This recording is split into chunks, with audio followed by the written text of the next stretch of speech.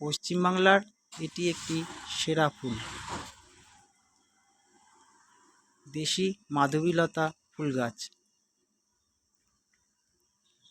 এর গোড়া এর একটি থেকে ভেষজ গুণ অসংখ্য আছে। চারা বেরোয়, সেখান থেকে আপনারা নিয়ে লাগাতে পারেন, অথবা এই বর্ষার সময় এর গুটি কলম করা যায়। সনাতন ধর্মের গুটি কলম করেও অনেকে সব চারা পুজোতেই করে থাকেন।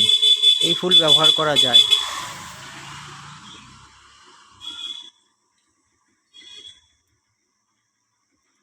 রাস্তাঘাটে আনাচে কানাচে দেখা যায় এই গাছের চারা অসংখ্য হয়ে আছে। এবং একটি চারা লাগালে সন্ধেবেলায় তাতেই আপনার অপরূপ গোটা সেন্টে ভরিয়ে বাড়ি তোলে গোটা এলাকা।